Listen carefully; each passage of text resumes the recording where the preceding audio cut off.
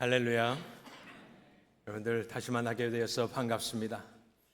많은 분들이 기도해 주셔서 우리 멕시코 이번 베라크루즈 단기 선교가 하나님의 은혜 가운데 잘 마치게 되었습니다.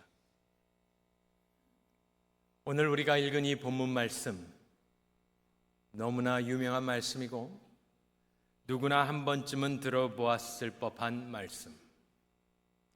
이것이 성경 말씀인지 세상 말인지 헷갈릴 정도로 세상 사람들도 비슷한 말을 하곤 합니다. 오늘의 말씀은 공관복음서에 모두 나옵니다. 그런데 세 군데를 다 읽어보면 똑같은 장면이라는 것을 알 수가 있습니다.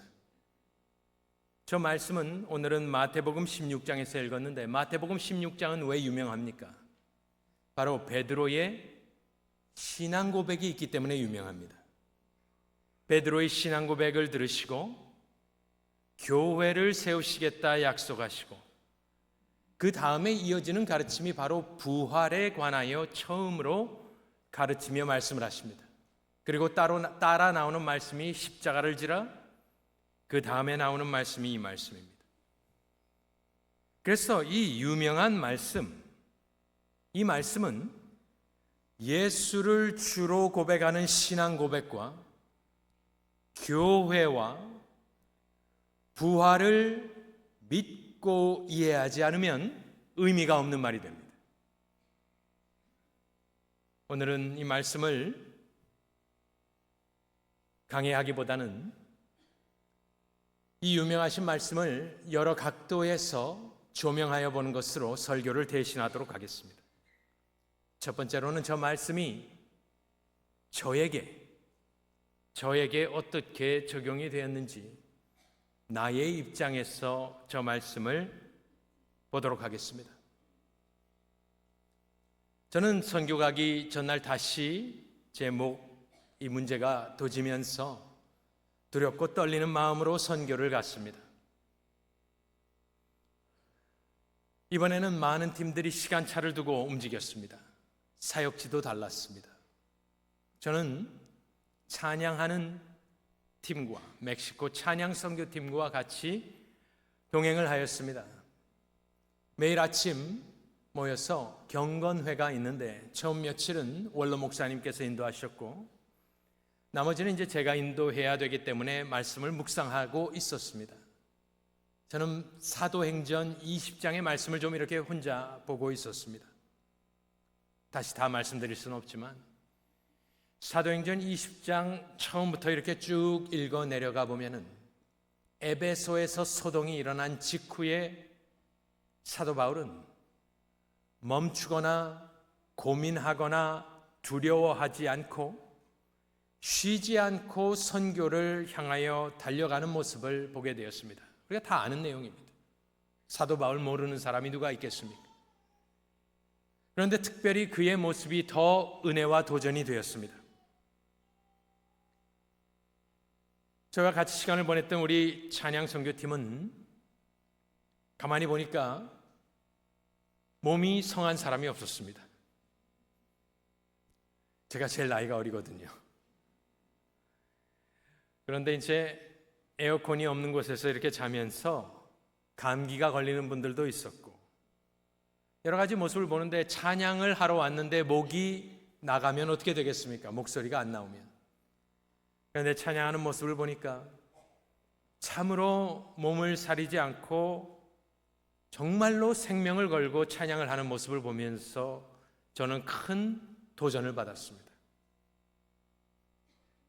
도착해서 보니까 저희를 이렇게 도와주시고 호스팅하신 멕시코 한인연합교회에서는 아침에는 목회자 세미나가 진행이 되는데 저녁에는 원로 목사님을 모시고 심령 대부흥회가 있다는 포스터가 붙여져 있었습니다. 저는 있는지도 모르고 갔었습니다. 조그만 포스터인데 타이틀이 심령 대부흥회 이렇게 되어 있었습니다. 제가 그 앞에서 가만히 이것을 보면서 어떤 생각을 했냐면은 요즘은 그런 말 쓰지 않습니다. 요즘은 사경회라는 말을 더 많이 쓰고 말씀 잔치 등등의 여러 가지 현대적인 이름으로 그것을 씁니다. 옛날의 부흥회는 어땠습니까? 부흥회라는 단어, 여러분들은 어떻게 생각하고 평가할지 모르겠습니다만 옛날에 우리가 생각하는 부흥회는 마음의 소원을 가지고 헌금을 준비하고 서원하며 부르짖는 것이, 매달리는 것이 부흥회였습니다. 그런데 그때는 역사가 있었습니다. 사람이 뒤집어지고 변화받고 술과 마약과 도박을 끊고 병이 낫고 문제가 해결되고 교회가 건축되는 것. 옛날 부흥회는 그랬습니다. 말씀이 끝나고도 30분, 1시간 동안 목사님이 넥타이를 말아서 여기다 놓고 돌아다니면서 안수하고 기도하고, 여러분들 다 아십니다. 그때는 역사가 있었습니다. 이제는 다 고상하게 사경회다, 뭐 좋습니다. 그런데 이제 생각해 보면 남는 게 설교 평가밖에 없습니다. 저는 그 조그만 포스터 앞에서 이런 생각을 하게 되었습니다. 가만히 보니까 제 인생이 예수 그리스도가 주인이라고 고백을 하는데 제 이 아픈 목이 주인 행세를 하고 있는 것을 깨닫게 되었습니다. 목이 하라는 대로 순종하는 모습을 보면서 작은 분노가 일게 되었습니다. 이것은 아니다. 그래서 하나님께 기도하였습니다. 주님, 영생장로교회 담임 목사가 아파서 선교 못 갔다는 말 듣고 싶지 않습니다. 부흥회도 열리니 주여, 내가 서원하겠습니다. 내가 땅끝까지 이르러 선교 갈 테니까 내 목을 좀 고쳐 주옵소서. 고쳐주시면 가는 것이 아니고요. 여러분들 몸이 불편하신 분들은 우리가 다 공감하실 수 있는 내용입니다. 우리가 병의 지배를 받고 아픈 부위의 지배를 받고 그것이 나을 때까지 기다리고 제가 뭐 무리하겠다, 닥터들의 조언을 무시하겠다라는 말은 아닙니다. 하지만 저는 그 부흥회에 오랜만에 정말로 부흥회 같은 부흥회에 참석하면서 서원하며 기도하며 결심하게 되었습니다. 여러분들, 신앙생활은 결단에 의하여 이루어집니다. 왜냐? 예수를 처음 믿는 것부터 모든 순간순간 우리가 한 발짝 앞으로 나가려 하면 내 마음에 드는 것은 두려운 마음이 들기 때문입니다. 선교라고 칩시다. 못 가는 분들 이해합니다. 정죄하지 않습니다. 하지만 나가고자 할 때 걱정들이 있을 것 아니겠습니까?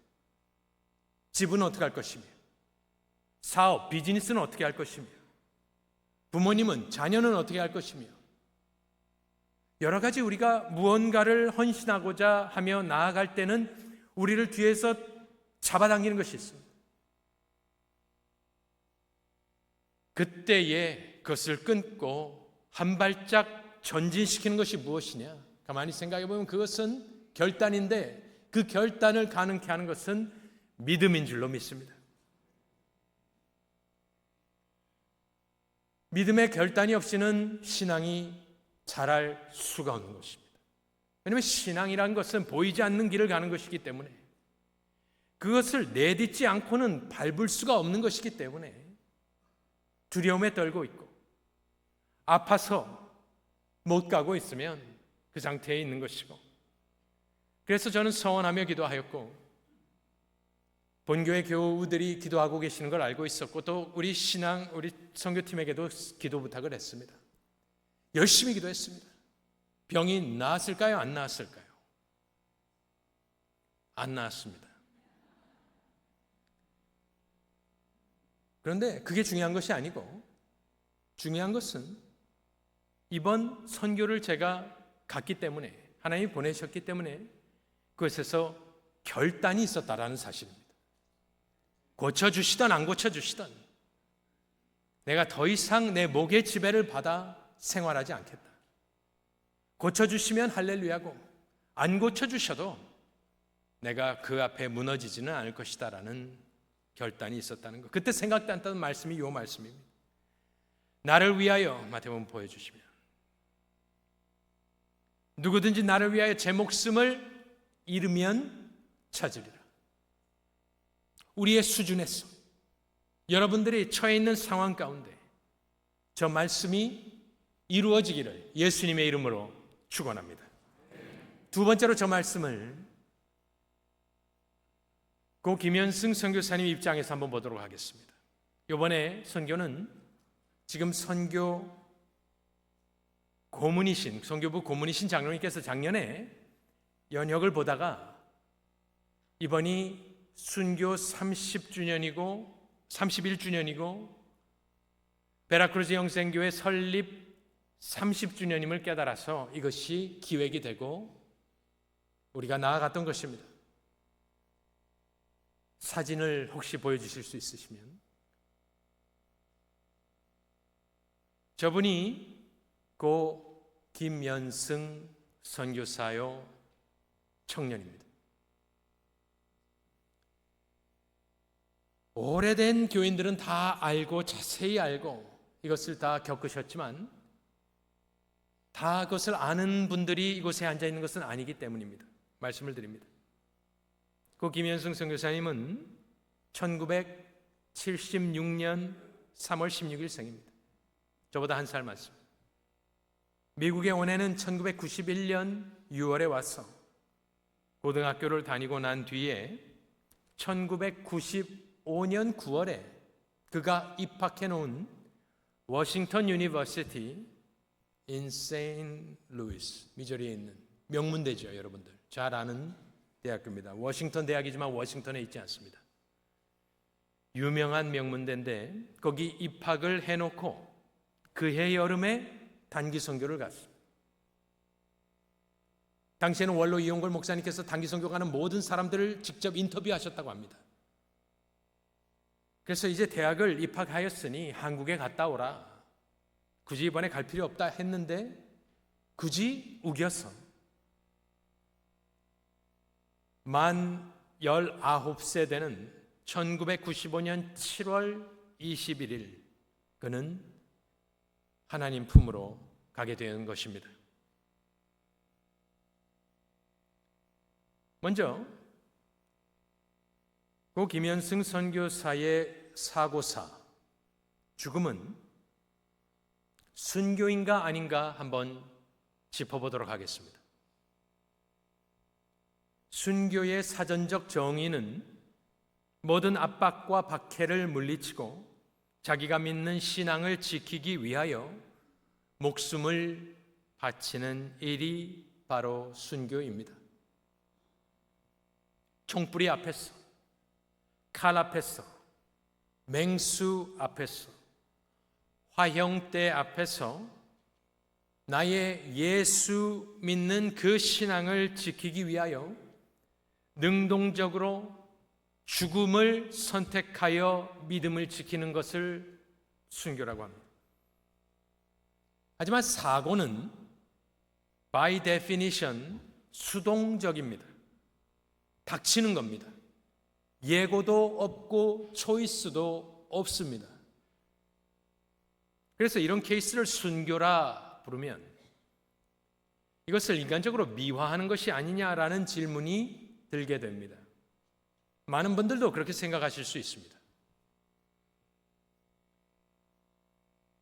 여러 가지 생각을 할 수가 있겠습니다. 6.25 때 공산당들이 많은 예수 믿는 크리스찬들을 교회에 몰아넣고 가두고 불태워 죽였습니다. 유적지들이 있습니다. 순교 기념 교회들이 있습니다. 한국에. 그때 총뿌리로 여러분들이 갇혔다고 칩시다. 보통은 많은 때에는 총뿌리로도 하지만 거짓말로 사람들을 유혹하였습니다. 미팅이 있다. 모이라. 문이 잠깁니다. 덜컥덜컥 문이 잠기고 창문이 내려가고 연기가 새어나오고, 그때 만일 당신이 그곳에 있었더라면 불이 일어나는 것을 당연히 알고 있을 때 내가 문을 두드리며 문을 열어달라, 살려달라 외치면 그것은 순교인가 아닌가?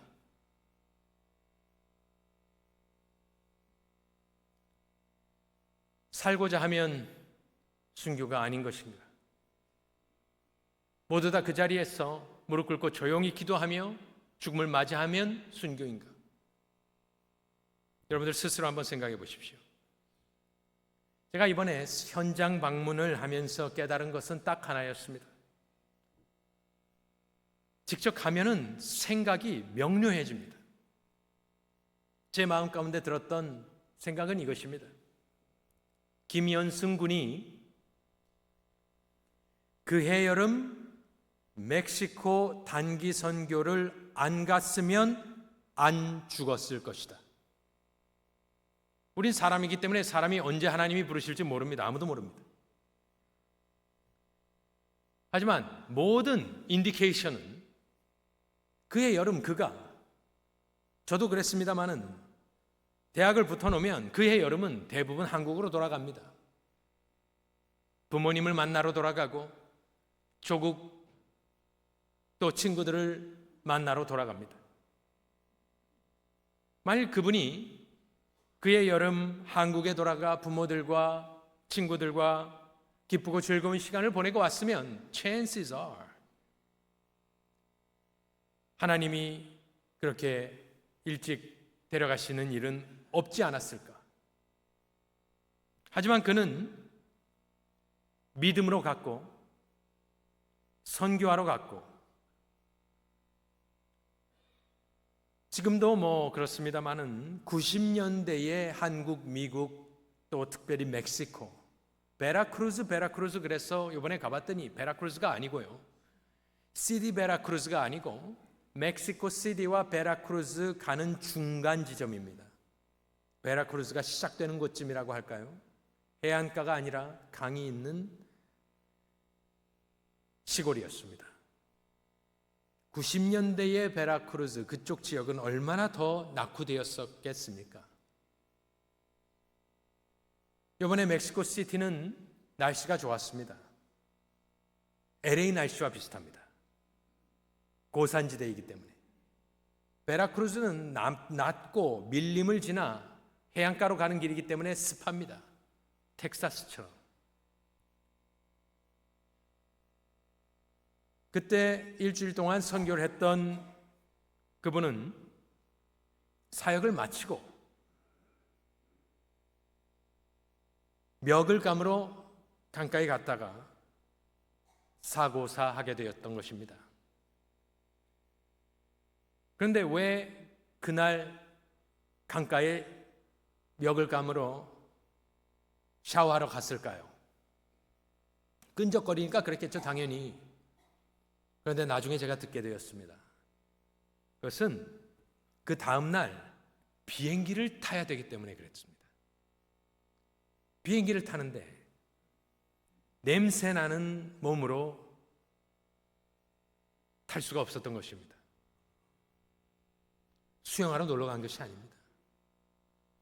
설사 그랬다 한더라도 많은 분들이 이게 물이 낮다 이런 말씀을 하시는데, 우리가 솔직히 그날 당일에 물길은 모릅니다.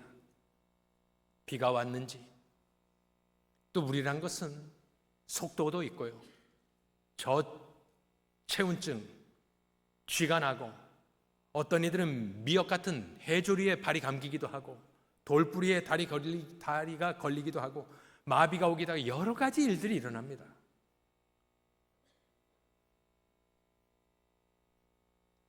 동생분을 통해 들었습니다. 그날 아침 그는 썩어지는 미라를 묵상했다고 합니다. 아침에 이렇게 나누니까.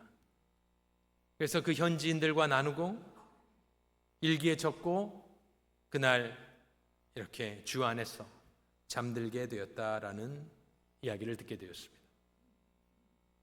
그렇습니다. 주를 위해, 복음을 위해, 교회를 위하여 봉사하러, 선교하러 간 김현승 군 19살. 원하지 않는 사고였음은 분명하지만 주를 위해 갔던 그곳에서 주품에 안긴 그것을 순교라 칭해도 무방한 것입니다. 그거를 셀을 하시기 바랍니다. 양화진에 가보면 선교사 묘역에 선교사들만 묻혀 있는 것이 아니라 그들의 자녀들까지도 묻혀 있는 것을 보았을 때 꼬마 아이가 무슨 선교를 하였느냐, 너는 선교사가 아니니 여기서 빠지라 하지 않았습니다. 아펜젤러는 어떻습니까? 언더우드와 아펜젤러를 이야기하는데 제 모교회는 언더우드 선교사가 세운 교회입니다. 아펜젤러는 배사고로 변변한 선교하지 못하고 하늘나라 갔습니다.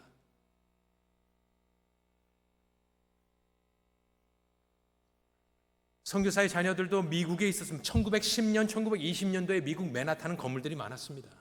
현대 도시였습니다.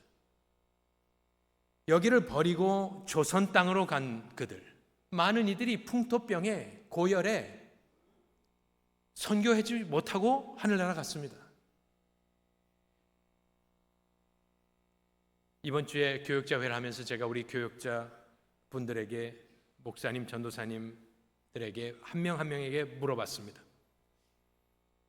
이런 경우를 순교로 하는 것이 맞느냐 틀리느냐 한번 대답해 보십시오. 한 분 한 분 대답을 하였습니다. 근데 그 중에 한 분이 이런 말을 하는 겁니다. 생각을 하더니 하나님의 관점에서는 다 똑같지 않을까요? 우리는 죄입니다. 이분은 이렇게 했고 이런 상황, 이런 사역을 했고 이렇게 갔고 우리는 이것을 다 캐테고라이즈를 하지만 우리 교역자 중에 한 분, 그분은 생각해보니 하나님의 입장에서는 다 똑같은 건 아닐까요? 이분도 그렇고 저분도 그렇고 다 주님을 위해서 살려고 하다가 하나님이 부르셨다면 하나님의 관점에서는 똑같지 않을까요? 얼마나 지혜로운 말이었는지 제가 정말로 손뼉을 치듯이 기뻐하였습니다. 중요한 것은 그를 선교사 혹은 순교 타이틀이 중요한 것이 아닙니다. 중요한 것은 주를 위하여 살았느냐 안 살았느냐가 중요한 것입니다. 오늘 말씀을 보여주시면 뭐라고 되어 있습니까? 누구든지 나의 여하를 막론하고 사역의 크기와 넓이를 잊어버리고 나서 누구든지 나를 위하여 제 목숨을 잃으면 자이든 타이든 사고든 뭐 상관없습니다. 누구든지 주 예수 그리스도를 위하여 그의 목숨을 잃으면 찾으리라. 저 말씀이 중요한 것입니다. 타이틀이 중요한 것은 아닙니다만은 우리 교회는 단기 선교 가는 모든 사람들을 단기 선교사라 부르는 전통이 있고 19세 된 청년이 한국을 가야 되는 것이 마땅함에도 불구하고 그는 믿음이 있었고 멀리 베라크루즈로 갔고 그가 원하고 뜻하지는 않았겠지만 하나님은 섭리하에 그를 부르셨던 것입니다. 세 번째로 김현승 선교사님 가정의 입장에서 한번 이것을 생각해 보도록 하겠습니다. 제가 말씀드리는 이 몇 가지는 지난주에 우리 장로님께서 어머님 권사님과 갔다 오신 후에 통화한 내용을 다시 저에게 요약해서 보내주신 것을 말씀을 드리는 것입니다. 오래된 교인들은 이 사건을 잘 알고 있지만 아닌 분들을 위해서 그때 그 당시에 어머니의 마음을 다시 이렇게 어머님이 표현을 하셨습니다. 자식 잃어버린 마음으로 오열한다면 연승의 귀한 죽음에 하나님 영광 가리우는 일이라 생각하여 담대할 수 있었다. 선교사로 칭해 주신 것 감사하다. 연승이 쥐가 자주 나서 물속에서 쥐로 인해 심장마비가 왔었다. 당시 단기 선교팀을 인솔하신 그 전도사님과 가족에게 부담감을 덜어주고 싶어 어떻게 그들을 위로할지 몰랐다. 딸을 통하여 베라크루스를 향한 마음이 계속 지속되기를 원한다. 멕시코라 하지 않고 베라크루스라고 어머니가 말하는 것을 여러분들이 알아야 합니다. 오늘 주보에 가족 허락하에 편지를 실었습니다. 우리 웹사이트에도 올렸습니다마는 그 동생 집사님이 저와 같은 동갑입니다. 그분의 고백에 따르면 지금 자기 나이와 같은 나이에, 우리 나이와 같은 나이에 어머니가 아들을 잃어버렸다. 제 나이에. 마지막으로 그 어머니의 그 당시의 다짐은 연승의 죽음으로 인해 영생교회와 이용걸 목사님 사역에 걸림돌이 되지 않기를 기도했다. 여러분들은 우리 사랑의 원자탄 손양원 목사님의 고백을 잘 알고 있을 것입니다. 저는 방금 말씀드린 이 어머님의 고백을 들으면서 한 번도 들어보지 못한 손양원 목사님 고백에 못지않은 아주 위대한 성도의 신앙 고백이라고 생각을 하였습니다. 여러분들, 교회의 모든 문제는 입장 바꿔놓으면 99%는 해결됩니다. 입장 바꿔놓고 생각해 보십시오. 내 입장에서 생각하지 말고 우리가 입장을 바꿔놓고 한번 생각해 봅시다. 부모의 입장에서는 지난 30년이 흘렀습니다. 매일 아침 눈 뜨면 무슨 생각을 했을까요? 자기 전에 무슨 생각을 하며 잠들었을까요? 그의 생일은 어땠을까요? 또래를 보면 어땠을까요? 아마 신앙으로 이것을 놀랍게 극복하신 것을 우리가 압니다마는 아마 그 집안의 시계는 1995년 7월 21일에 멈췄을 것입니다. 그 부모님 입장에서, 가족 입장에서 가장 소망하는 것이 무엇일까요? 천국 아니겠습니까? 여러분들은 천국 가고 싶습니까? 가고 싶다 이야기하지만 끝까지 버티고 이 땅을 놓지 않는 것이 우리의 모습 아니겠습니까? 천국에 정말 당장 오늘이라도 가고 싶은 사람, 이 부모, 가족 아니겠습니까? 부활을 믿지 않겠습니까? 저는 이번에 처음으로 그 교회에 앉아 있으면서 하나님이 자기 피로 사신 교회가 무슨 말인지 짐작을 좀 할 수 있었습니다.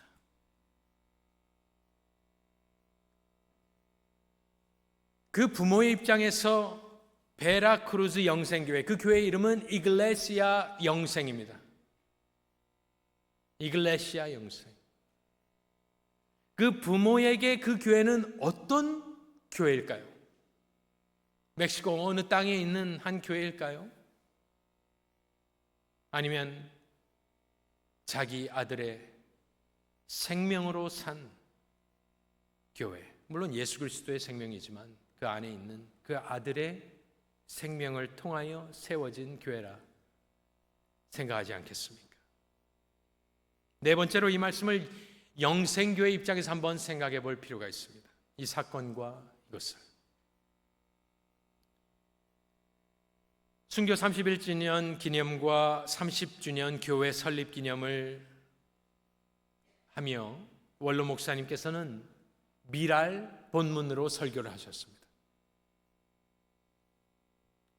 우리 베라크루스 팀 더운 곳에서 고생을 오래 하셨습니다. 갔더니 저희는 당일날 도착을 했거든요. 예배 당일. 교회가 돼지 2마리를 잡았습니다. 전 정말 그런 거 처음 봤습니다. 염소도 잡고 그런 거 있어 치킨을 잡고 했습니다만 돼지 2마리를 잡아서 우리를 대접을 교회가 하셨고요. BBS 하는데 올라가 봤더니 아이들이 얼마나 많은지 몰랐습니다. 나중에 들어보니까 새 교회에서 연합을 해서 왔고 발룬티어로 도와주는 청년들은 10년 전쯤에 저희가 이 교회가 갔을 때 꼬마 아이들이 자라서 발룬티어로 자라서 다시 돌아와서 그것을 섬겼고, 이번에는 또 들어보니까 코레아노들이 온다고 또 많이 왔다고 합니다. 옛날에는 가면 치노 이렇게 동양인들을 놀리고 많이 하였었습니다. 이제 세월이 바뀌고 그래서 한 120-30명 되는 자녀들이 와서 BBS를 하고, 얼마 전에 그곳에 홍수가 있었다고 합니다. 홍수가 그 교회를 침수하고 완전히 망가뜨려 버렸는데 김현승 선교사님 가족분들이 30만 불 정도를 보내어 리모델링을 하고 또 어떤 일을 장학금을 주고 도와 의사가 되게끔 하였다고 합니다. 이렇게 들어보면 굉장히 부자 집안 같지만 나중에 들어보니 그것도 아니었습니다. 돈을 마련하기 위하여 자기들이 모금을 하고 한국에서 모으고 3억을 보내면, 요즘 레이스로 하면 훨씬 떨어지는 것이겠지만, 그래서 그것을 보수하고 하였다고 합니다. 예배가 끝나고 그 당시에 목사님은 돌아가시고, 그 멕시코 거기에 목사님은 돌아가시고, 와이프 되시는 분이 또 사위 내분도 목사라고 하고 와이프분도 목사가 그 당시에도 그러셨는지 모르겠습니다만 여자 목사님께서 이런 말씀을 하십니다. 오늘은 많은 분들이 와주셔서 너무나 기쁘고 감사한 날이지만 자기들에게 너무나 슬픈 날이다라고 그러면서 눈물을 적시는 모습을 제가 보았습니다. 그러면서 제가 생각한 것이, 그렇구나, 우리는 이 사건을 한국 사람들의 입장에서만 보고 있었구나. 그 현지 교회와 그 목사님 또 거기 있던 현지인들도 그 당시에 엄청난 충격이었다고 합니다. 외국인이 와가지고 그렇게 돼버렸으니 우리는 돌아왔지만 거기 남아있던 분들은 참으로 그분들 또한 말로 표현할 수 없는 아픔이 있었다고 합니다. 그러면서 1대 목사님과 3대 목사님이 같이 와주셔서 고맙다고 그분이 말씀을 하시면서 지난 10년 동안 우리가 관계가 끊어졌었다, 이런 말씀을 하시는 겁니다. 다시 와달라 부탁을 하시는데, 제가 담임 목사로 그곳에 가 있는데 어떻게 가만히 앉아 있겠습니까? 어떻게 입 다물고 있겠습니까? 여러분들 생각해 보십시오. 그 가족도 있고 이글레시아 영생 목사님이 그렇게 부탁을 하는데, 제가 예배드리기 전에 그 자리에 가만히 앉아 있으면서 이런저런 생각을 하게 되었어요. 무슨 생각을 했냐면은, 현장에 딱 예배 장소에 앉아 있을 때에 제 머릿속에 떠오른 것은, 이 고 김현승 선교사님을 잊어버리든지 안 잊어버리든지, 우리에겐 두 초이스밖에 없구나. 잊어버리든지 안 잊어버리든지. 그런데 바쁜 일상으로 돌아오면 당연히 잊게 되겠죠. 사람이 나빠서가 아니라 우리가 그렇습니다. 그래서 제 머릿속에 나는 투 초이스밖에 없구나. 잊어버리든지 안 잊어버리든지. 그렇다면 잊어버리는 것은 떼어내자. 없애버리자. 그러면 잊어버리지 않는 것만 남았다. 그러니까 생각이 아주 명료해지는 거예요.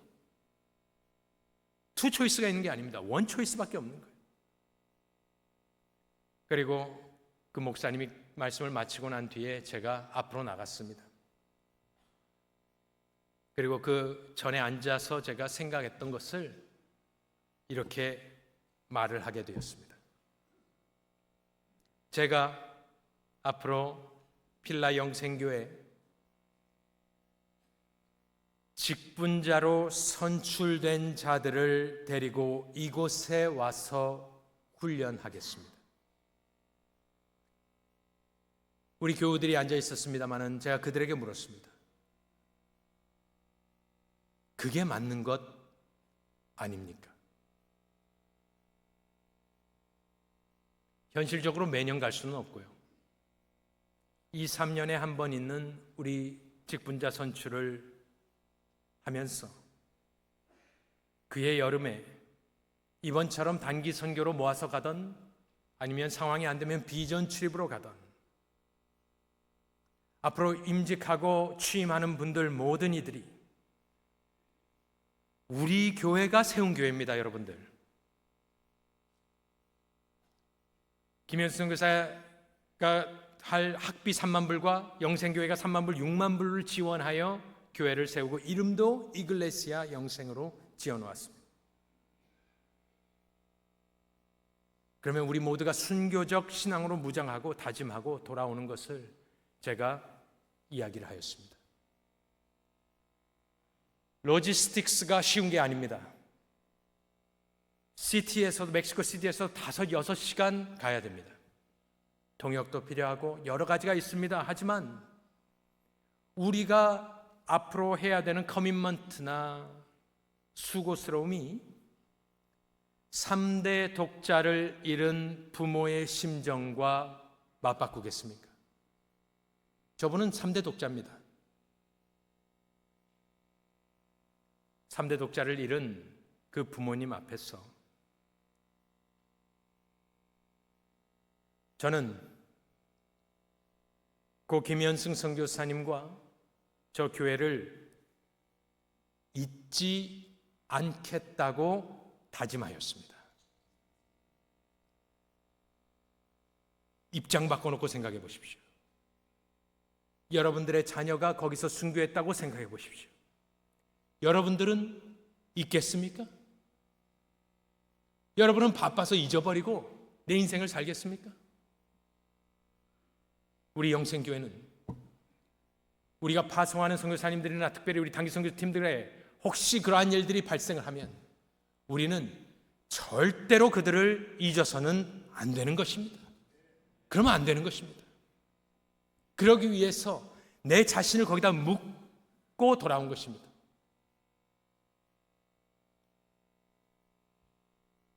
나오는데 그 여자 목사님이 문 앞에서 그러는 거예요. 영어로. You will be back? 또 이렇게 물어봐요. You will be back. I will be back. I will be back. 마지막으로 당신의 입장은 어떻습니까? 본문 말씀을 보여주시면 누구든지 제 목숨을 구원하고자 하면 이럴 것이요. 저 말은 내 인생만 산다는 말입니다. 누구든지 퀄리피케이션은 없습니다. 예수를 주라고 고백하고 부활을 믿고 그런 사람이죠.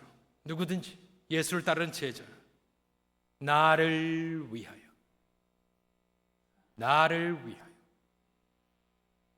제 목숨을 잃으면 찾으리라. 제자도입니다. 저것이. 여러분들 저 말씀 아무도 저 말씀을 심각하게 생각하지 않는데 여러분들 집에 가서 계속 묵상해 보십시오. 저기서 중요한 게 뭐겠습니까?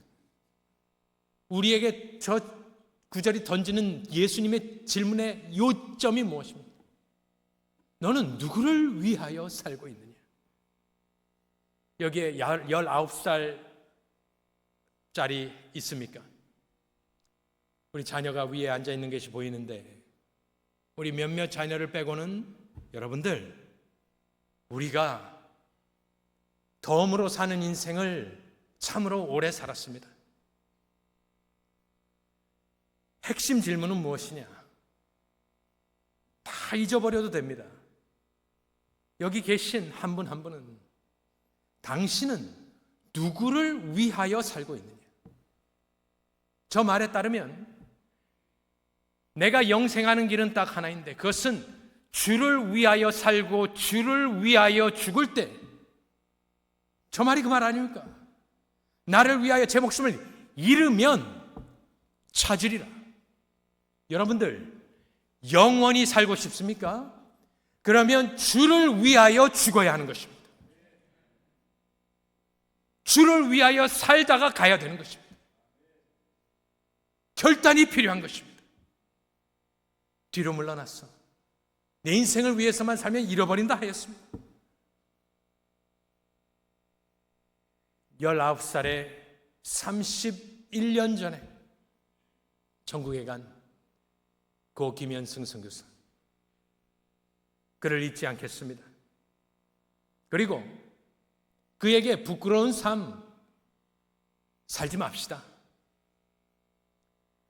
오래 사는 것이 중요한 것이 아니고 누구를 위하여 살다 죽느냐, 주를 위하여 살고 주를 위하여 여러분들의 인생을 걸고 목숨을 바칠 때에 불변하시는 주 예수 그리스도의 말씀은 찾으리라.